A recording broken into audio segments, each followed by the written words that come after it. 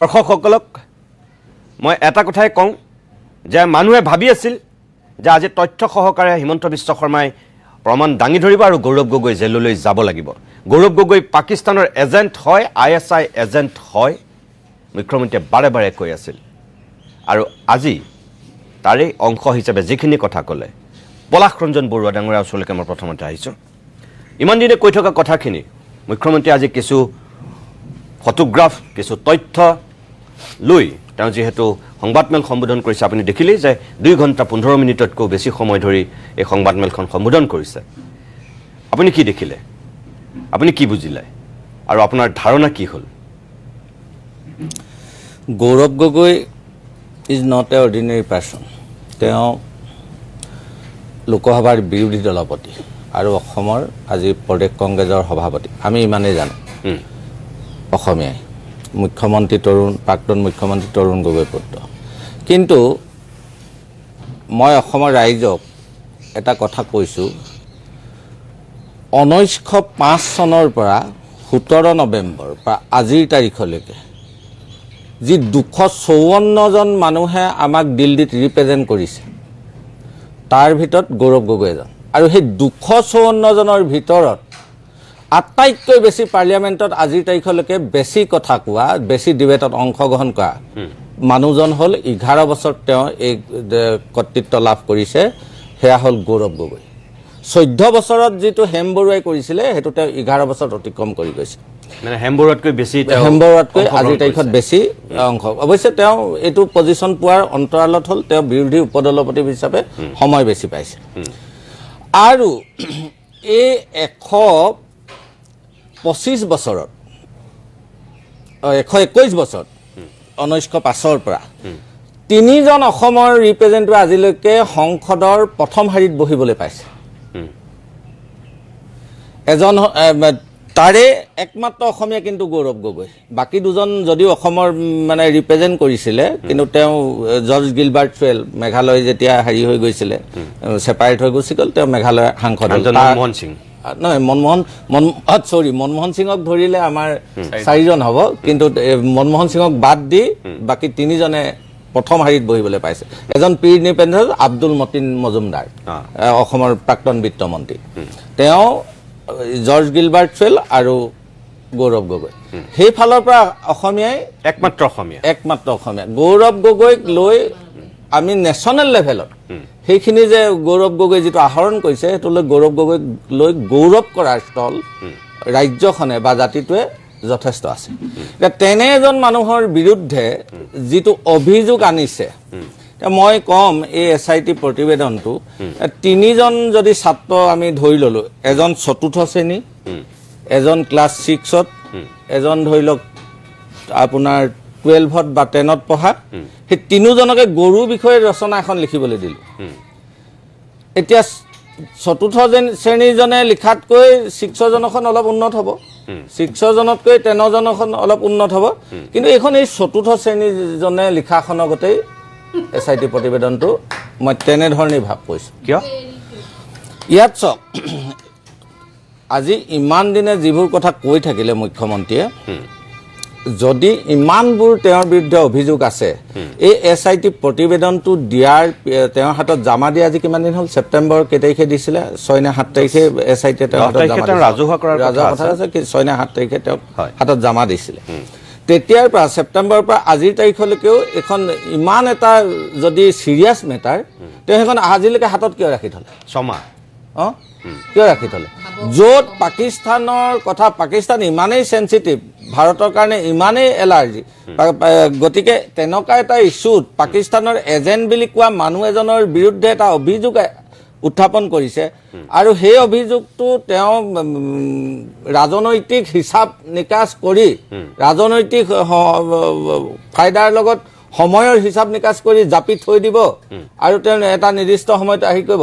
সেইটো তেওঁ কেতিয়াবাই, যদি তেওঁ ইমান ছিৰিয়াছ মেটাৰ, কেতিয়াবাই এইটো চেণ্ট্ৰেল এজেঞ্চিলৈ ট্ৰেন্সফাৰ কৰিব লাগিছিল। দ্বিতীয় কথা হ'ল, এতিয়া এই কথাবোৰ তেওঁ আজি যিবোৰ কথা কৈ আছে এতিয়া গোটেই বলটো মই দেখিছোঁ যে গৌৰৱ গগৈ খেলিছে 10 দিন পাকিস্তানত কি কৰিছিলে আৰু এতিয়া হয়তো পাৰ্চনেল মেটাৰ তেওঁ ছ'চিয়েল মিডিয়াত 10 দিনৰ কিয় নিদিলে 10 দিনৰ হেৰি কিয় নিদিলে সেইটো তেওঁ কুৱেশ্যন কৰিছে যে বাকী যোৱাটোও দিলে অহাটোও দিলে 10 দিন কাক কাক লগ কৰিলে সেইটো তেওঁ সেইটো দিয়ে নিদিয়ে সেইটো পাৰ্চনেল মেটাৰ আমিও কেতিয়াবা বাহিৰত গ'লে আমি প্ৰতিদিনাই সকলোৱে ফটো নিদিওঁ মই যোৱা ডিচেম্বৰত চেন্নাই গৈছোঁ 10-12 দিন আছোঁ কিন্তু মইতো সকলো আপলোড কৰা নাই গতিকে এইকাৰণে সেইটো ৰাজহুৱা কৰাটো বিচাৰিছে যে পাকিস্তান এখন আমাৰ কাৰণে শত্ৰু ৰাষ্ট্ৰ শত্ৰু ৰাষ্ট্ৰখনৰ ক'ত কি কৰি আছিল অসমৰ মানুহে জানিব বিচাৰিব তেতিয়া তেওঁ সাংসদ নাছিল এতিয়া তেওঁ সাংসদ তেওঁৰ বিৰুদ্ধে এটা এলিগেশ্যন আহিছে গতিকে তেওঁ সেইটো প্ৰুফ কৰাটো তেওঁ দায়িত্ব নহয় জানো ডেফিনেটলি তেওঁ এইটো দায়িত্ব হ'ব আৰু গৌৰৱ গগৈ নিশ্চয় এইখিনি সম্পৰ্কত তেওঁ প্ৰেছ মিটৰ যোগেদি এইখিনি দিব কিন্তু প্ৰথম কথা হ'ল এটা যেতিয়া এজন মানুহৰ বিৰুদ্ধে অভিযোগ উঠে পুলিচৰ প্ৰাৰম্ভিক কামটোৱে হ'ল সেই মানুহজনক সোধা পোছা কৰা এই প্ৰাৰম্ভিক কামটোৱে এতিয়ালৈকে গৌৰৱ গগৈক নট এ ছিংগুল ৱৰ্ড চাগে মানে ইণ্ট্ৰগেশ্যন কৰা নাই মুখ্যমন্ত্ৰীয়ে কৈছে এবাৰো জেৰা কৰা নাই বুলি কৈছে জেৰা কৰা নাই তেতিয়াহ'লে অভিযুক্তৰ মানুহজনক যদি সোধা পোছা নকৰাকে এইটো মানে পুলিচৰ প্ৰাথমিক দায়িত্ব প্ৰাৰম্ভিক এইটো প্ৰাইমেৰী এভিডেন্সটো এষ্টাব্লিছ কৰিবৰ কাৰণে প্ৰথমে সোধা পোছাটো কৰিব লাগিব গতিকে একো নকৰাকে অকল কাৰোবাক সুধি আলি তাকিৰ কিবা এইবোৰ কৈ থাকিলেতো নহ'ব নহয় ইয়াৰ আইনগতভাৱে কিমান যদিও মই উকিল নহয় অধিবক্তা নহয় কিন্তু অধিবক্তাসকলে নিশ্চয় পৰৱৰ্তী পৰ্যায়ত এইবিলাক দিব কথা কিন্তু কথা হ'ল কি এতিয়া পাকিস্তানত গৈ 10 দিন কি কৰিছিলে এইটো তদন্তকাৰী সংস্থাই যদি প্ৰমাণ কৰিব নোৱাৰে গৌৰৱ গগৈ একো নাই কৰা বুলি ক'লে কি কৰিব ৰুমৰ ভিতৰত শুই আছিলোঁ বুলি ক'লে কি কৰিব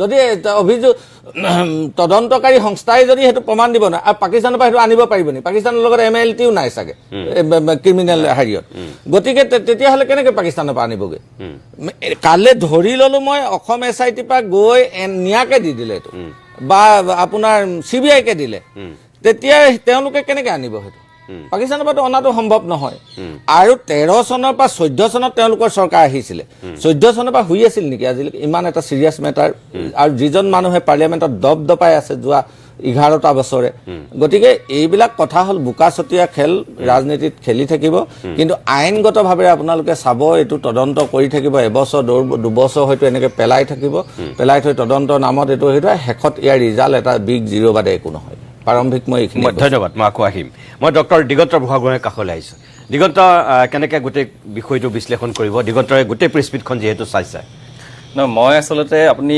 যেতিয়া মোক মাতিলে মই অকণমান ভাল পোৱা নাছিলোঁ কথাটো ভালে কাৰণে পোৱা নাছিলোঁ প্ৰত্যেক সপ্তাহৰ প্ৰতিটো দিন ব্যস্ত থাকোঁ আজি এখন ছবি চাম বুলি ভাবিছিলোঁ কিন্তু ইয়ালৈ অহাৰ পিছত কিন্তু ছবি এখনে চাবলৈ পালোঁ যদিও সেইখনৰ ৰেটিংটো বৰ এটা মই ভাল বুলি নাভাবোঁ আজি হিমন্ত বিশ্ব শৰ্মাক মানুহে মামা বুলি কয় এটা শব্দ আছে কোনোবাই যদি মুন্না ভাই MBBS চাইছে তাতে মামু বুলি এটা শব্দ আছে মামু মানে যোন যাক বুৰ্বক মানে এনেকুৱা ধৰণৰ এটা শব্দ আৰু বেলবং টাইপৰ আজি হিমন্ত বিশ্ব শৰ্মাৰ মই আজি মামা দে হ'ব বুলি ভাবিছোঁ আজি মামু দে হৈ গ'ল আমাৰ কাৰণে যিয়ে নহওক আমি আজি যিখন প্ৰেছ মিট এই প্ৰেছ মিটৰ পৰা আমি এটা বস্তু বিচাৰিছিলোঁ গোটেই কথাখিনি যিহেতু আলোচনা হৈছে যে হিমন্ত বিশ্ব শৰ্মাই কি দাবী কৰি আছিল ইমান দিনে যে গৌৰৱ গগৈ দেশদ্ৰোহী গৌৰৱ গগৈ ISIৰ এজেণ্ট গৌৰৱ গগৈ ISIৰ ট্ৰেইনিং ল'বলৈ মানুহ পঠাইছে ল'ৰা ছোৱালীক নিছে নিজেও গৈছে কিন্তু এই গোটেই প্ৰেছ মিটত নানান ধৰণৰ কথা আলোচনা হৈছে কিন্তু আমি ইয়াৰ পৰা এই 3টা প্ৰশ্নৰ উত্তৰ পালোঁ নেকি যে তেওঁ দেশদ্ৰোহী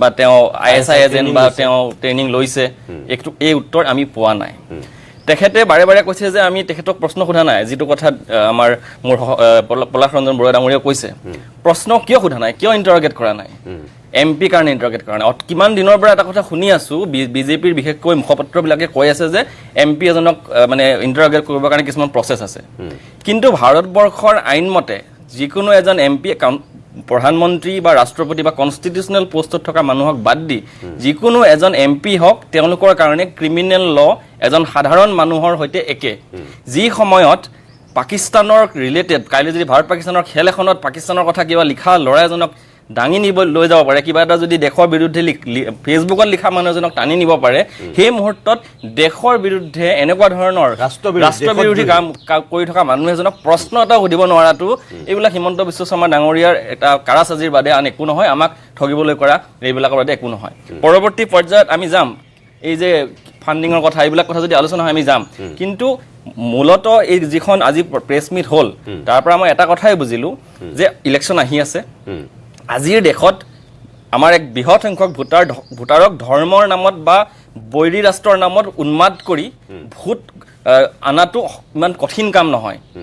আৰু গোটেই প্ৰক্ৰিয়াটো আৰু গোটেই যিটো এই যোৱা বছৰৰ জানুৱাৰী বা মে'ৰ পৰা যিটো চলি আছে, এই গোটেই প্ৰচেছটো এইটো কাৰণেই চলি আছে, আজি তাৰ এটা লজিকেল কনক্লুজন শব্দটো তেওঁ ইউজ কৰিছে, লজিকেল কনক্লুজন আনিব পাৰিছোঁ বুলি হিমন্ত বিশ্ব শৰ্মা ডাঙৰীয়াই ভাবিছে। কাৰণ ইলেকশ্যনলৈ আৰু যদি 2 মাহ 3 মাহ থকা সময়ত এই কথাখিনি তেওঁ বাৰে বাৰে মানুহক কৈ থাকিব পাৰে, মানুহৰ মনত এটা সন্দেহ সৃষ্টি কৰিব পাৰিব। কাৰণ সকলোৰে হাতত এই অপেন চ'ৰ্চৰ এই গোটেই কথাবিলাক সংগ্ৰহ কৰাৰ উপায় নাথাকে। আৰু এই 2 ঘণ্টা সময় ধৰি 3 ঘণ্টা সময় ধৰি তেওঁ লিড পাকিস্তানৰ কথা ক'বলৈ গৈছে। লিড পাকিস্তান আছে এটা অৰ্গেনাইজেশ্যন, কিন্তু তেওঁ কৈছে পাকিস্তান শব্দটো বেছিকৈ ব্যৱহাৰ কৰিছে। Lead Pakistan is an organisation, তাৰ পৰা পইচাটো আহিছে, কেনেকৈ আহিছে কি আহিছে পিছৰ কথা, কিন্তু তেওঁ কৈছে পাকিস্তানৰ পৰা পইচা আহিছে। আৰু লিড পাকিস্তান কি? লিড পাকিস্তান CDKNৰ এটা ছাবচিডিয়াৰী, যেনেকৈ লিড ইণ্ডিয়া আছে। সেই লিড যিটো CDKNক ফাণ্ডিং কোনে কৰে? CDKNক ফাণ্ডিং কৰে USAID, UNDP, world bank, Canada, government of কানাডাৰ কিছুমান অৰ্গেনাইজেশ্যন। এতিয়া কথা হ'ল কি, USAID আৰু UNDP যিটোৱে এই দুটা অৰ্গেনাইজেশ্যনক ফাণ্ডিং কৰে, সেই USAID আৰু UNDPক আটাইতকৈ বেছি ফাণ্ডিং কৰা দেশৰ তালিকাত কোন আছে? প্ৰথম 5টাৰ ভিতৰত ভাৰতবৰ্ষ। গতিকে আল্টিমেটলি ভাৰত চৰকাৰৰ টকাও কিন্তু এই লিড পাকিস্তান আৰু লিড ইণ্ডিয়াত সোমাই আছে। এই কথাবিলাকো আলোচনা হ'ব পৰৱৰ্তী পৰ্যায়ত। ঠিকে কৈছে দিগন্তই। কিন্তু এই যে এইমাত্ৰ যি 3টা বিষয়ৰ কথা দিগন্তই ক'লে, যে পাকিস্তানৰ এজেণ্ট ISI ট্ৰেইনিং লোৱা আৰু ৰাষ্ট্ৰবিৰোধী আৰু দেশদ্ৰোহীৰ স্পষ্ট প্ৰমাণ আছে। মুখ্যমন্ত্ৰীৰ লগত আৰু এটা বাক্য কৈছিল যে জেললৈ যাব লাগিবই, খাটাং, নহ'লে মই ঘৰলৈ নাযাম নে কিবা, মই ঘৰলৈকো নাযাম বুলি কৈছিল। এতিয়া কথা হ'ল আজি সেইখিনি কথা এতিয়া এষ্টাব্লিছ হ'ল নে নাই? তেওঁ যিমান এই দীঘলীয়া 2 ঘণ্টা 15 মিনিটৰ সংবাদমেলখনত এতিয়া গৌৰৱ গগৈ সঁচাকৈ দেশদ্ৰোহী ৰাষ্ট্ৰদ্ৰোহী বুলি তেওঁ এষ্টাব্লিছ কৰিলে নে নাই কৰা, মানে এই সংবাদমেলখনৰ মতে আপোনাৰ মতে? এই সংবাদমেলখনৰ পৰা আমি যিমান দীঘলীয়া সংবাদমেলখনৰ পৰা মুখ্যমন্ত্ৰীৰ পৰা আমি কি কথা শুনিলোঁ? প্ৰথমতে তেওঁ আলি তহিৰ শেখৰ কথা ক'লে। সেইটো যিটো আলি তহিৰ শেখৰ আপোনাৰ যিটো তেখেতৰ যিটো আমি পাৰ্চনেল যিটো বা তেখেতৰ যিটো প্ৰফাইল আজি পৃথিৱীত কাৰো গোপন নহয়। তেওঁ কি ধৰণৰ এজেণ্ডা, এটা ডিপ ষ্টেট, এইবিলাক কথা আমি সকলোৱে জানো। তেওঁ কোইনচিডেণ্টলি তেওঁ এই অৰ্গেনাইজেশ্যনটোৰো হেড, চাউথ এছিয়ান হেড। সেই কথাটো তেখেতৰ সংযোগৰ বিষয়ে যিখিনি কথা ক'লে সেইখিনি কথা আমাৰ আজি অপেন চ'ৰ্চত চবেই জানে, গুগলত আছে, ছ'চিয়েল মিডিয়াত চবতে আছে। 2 নম্বৰ পাকিস্তান পৰিকল্পনা আয়োগৰ লগত কেনেকৈ জড়িত গোটেইখিনি আমি আছে। 2 নম্বৰ কথাটো হ'ল তেখেতে আৰু এটা কথা ক'লে যে এলিজাবেথ মানে গৌৰৱ গগৈৰ পত্নীয়ে বিয়া হোৱাৰ আগত বা পাছলৈকে এই যিকেইটা অৰ্গেনাইজেশ্যন তাৰ লগত কাম কৰি আছিল আৰু দৰমহাটো লিড পাকিস্তানৰ যোগেদি আহিছিল। 3 নম্বৰ কথাটো হ'ল গৌৰৱ গগৈয়ে 10 দিনৰ কাৰণে কোনো খবৰ নিদিয়াকৈ তেওঁৰ মতে ফুৰিবলৈ গৈছিল পাকিস্তানলৈ। তাত কাক লগ পাইছিল আমি তেওঁ গম নাপায়। আৰু কৈছে যে পাকিস্তানত ফুৰিবলগীয়া একো নাই। কি কৰিছিলে 10 দিন? তেখেতে কৈছে যে তেওঁ শুইও থাকিব পাৰে, সেইটো তেওঁ পাৰ্চনেল বুলি কৈছে। ফুৰিবলৈ নাই মানে কি, চবৰে ফুৰাৰ অভ্যাসটো একে নহয়। আজি মই বাংলাদেশলৈ গৈ পেলাই তাৰ হিষ্ট্ৰীৰ বিষয়ে পঢ়িবলৈ শিকিবলৈ যাব পাৰোঁ। আপুনি বিচ ভাল পায়, সাগৰৰ পাৰ, আপুনি সাগৰ পাৰলৈ যাব। আপুনি পাহাৰ ভাল পায়, পাহাৰ চাবলৈ যাব পাৰে। তেওঁ এজন পলিটিকেল চায়েন্সৰ ষ্টুডেণ্ট, ৰাজনীতি বিষয়ে কিবা জানিবলৈও তাত যাব পাৰে, আমি নাজানো, জাষ্ট কথাটো কৈছোঁ।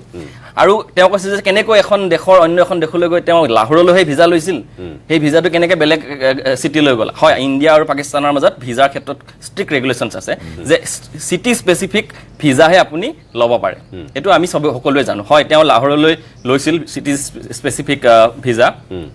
তাৰপিছত অন্য চিটিলৈ এক্সপাণ্ড কৰিব পাৰি নে নোৱাৰি, ইয়াৰো প্ৰচেছ আছে।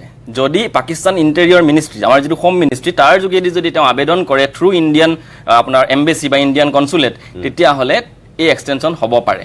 সেই এক্সটেনশ্যন কিয় লৈছিল, তাত কাক লগ পাইছিল, সেইটো কোৱা নোকোৱাটো বা সেইটো গৌৰৱ গগৈৰ নিজৰ কথা। মই ভাবোঁ যে তেওঁ কোৱা উচিত এইটো কাৰণে যাতে মুখ্যমন্ত্ৰীক তেওঁ প্ৰত্যুত্তৰ দিয়ে, কিন্তু কোৱা নোকোৱাটো তেওঁৰ কথা। আৰু যে অন্য জেগালৈ যে যাব নোৱাৰে সেইটো এটা গোকাত মিছা কথা, কাৰণ তাৰ প্ৰচেছ আছে আৰু প্ৰচেছৰ মাজেদি তাত যাব পাৰে। এই গোটেই কথাখিনি যিখিনি এতিয়ালৈকে হ'ল আৰু গোটেই ঘটনাখিনি কেতিয়া কথা কৈছে 2014 চনলৈকে 14 চনৰ পিছত এইখিনি কথা নাই মোদী চৰকাৰ অহাৰ পিছত 14 চনত এটা ঘটনা হৈছিল যে আইবিৰ এখন ৰিপৰ্ট গোপন ৰিপৰ্ট লিড ইণ্ডিয়াত তেতিয়া কাম কৰি থকা এলিজাবেথ গগৈয়ে কালেক্ট কৰিব পাৰিলে যি সময়ত তেওঁ কৈছে যে গোটেই ঘটনাবিলাক অমিত শ্বাহ অহাৰ পিছতে হৈছে অসম ইণ্ডিয়াৰ আটাইতকৈ ষ্ট্ৰংগেষ্ট গৃহমন্ত্ৰী কিন্তু সেই গৃহমন্ত্ৰীজন তেতিয়া ভাৰতীয় জনতা পাৰ্টীৰ সভাপতি আছিল আৰু তেতিয়া হয়তো ৰাজনাথ সিং গৃহমন্ত্ৰী আছিল সেই সময়ত আইবিৰ এখন গোপন ৰিপৰ্ট এটা সামান্য NGOৰ এগৰাকী কাম কৰা মহিলাই কেনেকৈ সংগ্ৰহ কৰিব পাৰিলে সেই ঘটনাটোৰ তদন্ত হ'ব লাগে নালাগে তাৰো SIT দ্বাৰা তদন্ত কৰক কাৰণ এতিয়া ইয়াৰ পৰা এটা কথা স্পষ্ট আৰু 2014 চনৰ পাছত তাৰপিছত কোনো লিংক কোনো ধৰণৰ কথা বতৰা তাৰ কথা কোনো আলোচনা হোৱা নাই গোটেই কথাবিলাক আচলতে এনেকুৱা যে গৌৰৱ গগৈ যেতিয়া অসমলৈ আহিল সভাপতি হৈ বা সভাপতি হ'বলৈ আহিব বুলি কথা বতৰাবিলাক চলি আছিল সেই সময়ত নিজকে অপ্ৰতিদ্বন্দ্বী আৰু অদ্বিতীয় বুলি ভাবি থকা হিমন্ত বিশ্ব শৰ্মা ডাঙৰীয়াৰ মনত এটা ভয় সোমাল আৰু এই গোটেই ভয়টোৱে হিমন্ত বিশ্ব শৰ্মা আজিৰ দিনটোত আচলতে ভয় কৰিবলগীয়া থাকিবই নালাগে অসম বুলি নহয় ভাৰতবৰ্ষৰ এজন আটাইতকৈ চতুৰ পলিটিচিয়ান ভাৰতবৰ্ষৰ এজন আটাইতকৈ মানে নিজকে আটাইতকৈ শক্তিশালী বুলি কয় নহয় তেওঁ সেই ভয় কৰাৰ কাৰণে ঘটনাবিলাক হৈছে মই ভাবোঁ যে ইয়াৰ কোনো লজিকেল কনক্লুশ্যন নোলায় আৰু আইনী কোনো ধৰণৰ মই যদিও আইনৰ ষ্টুডেণ্ট নহয় মই ভাবোঁ যে এই গোটেই কথাখিনিত কোনো আইনী মানে ষ্ট্ৰং পইণ্ট মই অন্ততঃ এই সংবাদমেলৰ যোগেদি দেখা নাই পাছত তেওঁৰ যিখন কাগজ পত্ৰ দিছে সেইবিলাক পঢ়ি চাম বাৰু ঠিক আছে মই দুয়োগৰাকীকে ধন্যবাদ জনাইছোঁ এইখনটো মানে একদম সম্পূৰ্ণ ফোপোলা যে এখন চিনেমা এখন প্ৰস্তুত কৰি পেলাই আজি ছেপ্টেম্বৰৰ পৰা এতিয়া ফেব্ৰুৱাৰী পালেহি এখন ছমাহ ধৰি এখন ফোপোলা এখন ছবি মানুহৰ আগত হেৰি কৰিলে আৰু যে এইটো আইনী প্ৰক্ৰিয়া কোনো একো কৰা নাই এতিয়ালৈকে মাত্ৰ SIT ৰিপৰ্টটো দিছে আৰু লগতে মানুহৰ মনত এটা মানে ভাৱধাৰা সৃষ্টি কৰিবলৈ যে চেষ্টা কৰিছে আমাৰ নিচিনা মানুহটো আমি বুজি পাইছোঁ কি হৈছে সাধাৰণ মানুহখিনিয়ে বহুতে সেই মনত এটা ভাৱ লৈয়ে লৈছে যে গৌৰৱ গগৈ পাকিস্তানী কিবা কিবি মানে ভাটৌবিলাকক যেনেকৈ কৈ ক'ব পৰা হৈ যায় ন সেই তেনেকুৱা ধৰণৰ এটা ব্যৱস্থা কৰাৰ চেষ্টা কৰিছে তাতকৈ বেলেগ একো কথাই নহয়